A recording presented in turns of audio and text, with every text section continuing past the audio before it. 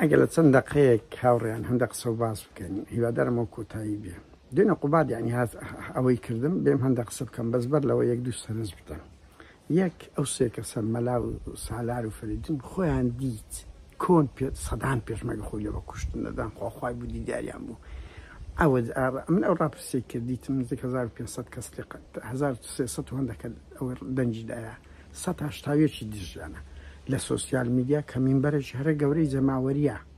جەماوەری هەموو نەوەدان بڕۆ دە کەس نابینی دیفاعی لێ بکە چی مەسەڵ مەڵپەڕی چاودێر زۆربەی هاوڕێکانی خۆیانن لە چاودێر برادەرەکانی مەلابەختیارن زائیدەن مرتەزەقەی پارتی و هەندە دەنجی جوانی شتەدا یعنی کە قسەیان هەبووان وسان بەژدام بڵێ بەس ینی تەلمیعشاندایە مەلابەختیار چ کەس هاتێکە و ئەگەر ئەو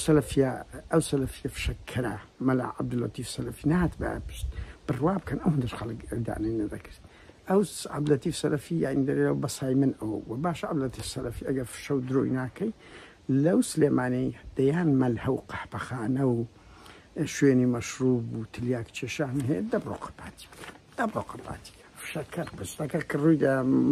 کێشەیەکی خێزانی بووە زایدەن پاڤێل بۆ زانیار بەدلێری سید مەجیدی گوتی ئەوە خۆ فەریدونیش تەلمیعەچیدا ئەوە بگوتی کاکە تا انتخابات تەواو دەبی دیفاع یعنی دژمان مەبە هەستا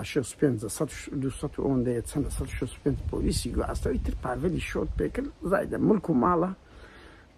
ڕکلامکردنە لەو پارتی ئاخر ئەو قسەیە مەنتەقە ینی هاوڕێیان وەکو ئەو بڵێن نەبووە کادری حیزبێک بی ئەندامی حیزبێک بی بچێ سە تەلەڤیزیۆنی ڕکابەرەکەی بڵێ ئەو حیزبە ڕکابەرەکەی من زۆر باشترە و دەنگ دەینی ئەویت کە خراپە وایە ینی ئەو لە هیچ شوێن نەبووە ینی لە ئەوڕۆپا شتیوانێ نییە ینی بەجددی ئەتو ئەو نییە دیفاع لە من نمونەیەک لێرە لەو مەلای بابینمەوە ینی بڵێ ئەو ئازادی بیرڕایە ئەم ڕێی خۆم دەدەن لێرە تەنیا لە حاڵەتێک خەڵک دیفاع لە پرەنسیبە نیشتیمانیەکانی دەکە بەنمونە لە 2002 بوو یان 3 بوو چەند پشتە چوا بوو هەڵبژاردن لە بۆ دراوی گۆڕینی دراو کرا دوو حزب 15 نەبوون چەپ و ژینگە هەرچەند دەنجیاندا داوایان کردوچە نابی کوڕۆم بگۆڕەلۆ ئیرۆ 153 دەنجیان هینە 115 بوون دەیان حزبیت کە ئەو شتێکی نیشتیمانیە بەس قەت هیچ ئەندامی حزبێک ناچی بسی لەسەر مینبەری حزبش کە ڕکلام بکە بەڵام تاکید دەکەینەوە ئێستا ئەوەش ڕوویدا زۆر خراپ بوو ئەو وەسیلەی بەکار هات و خەڵک لەرقی ئەو بەرپرسانە پژگیری لە شتی خراپیش دەکا یعنی ئەوە سروشتەکە وەریگرتی هەر یەکێک بێ ئەزیەتی مەسئول بدەم کە قێزەوەم بی یعنی خەڵک پێی خۆشە چێخوا دێرین تەقاندیەوە کاکە ئەو وەحشیگەریە ئەو شتانە ئەوەی مەلا بەختیار کۆماندوی نات ئەو زۆر خەتەرە دەبی ستۆپ بە پاڤل بکرێ بەڕێزان سەیری ئەو ڕۆمەکەن ئەو دیاردەیە دەبی پێشی بگیرێ هەوڵ بدرێ قانون و دادگاتە دەخۆڵکە لەوە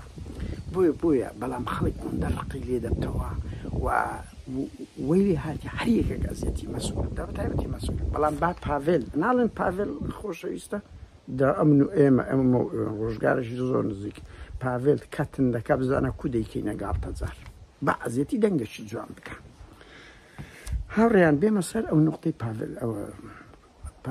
قوبات تاڵەبان دونە ئەڵێ مڵکیەشێتی بۆ دەستگای چاودێر ئەوە چوونە بە کەیف خوانم بە 3 ڕۆژە مڵکەکەیان لە حکومی کردە حزبی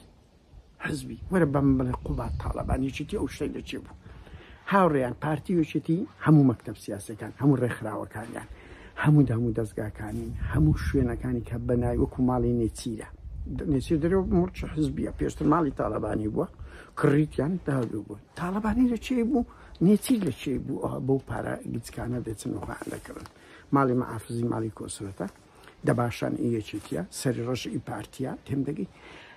سەدان لەو شوێنانە هەموو مڵکی خەڵکە یەکێتی پارتی لە چیان بوو مڵکی حکوومەتە داگیریان کردێ دەڵێ مڵکی خۆمان هەر بەخۆیان حکوومەتەکە ئەوەی نوکتەش سەریع برم هەندێ لە دیبەگەی بنەماڵک هەبوون چێڵیان دەفکڕی دەفرۆشت چێڵە چا بوو لەبەر دەرکەی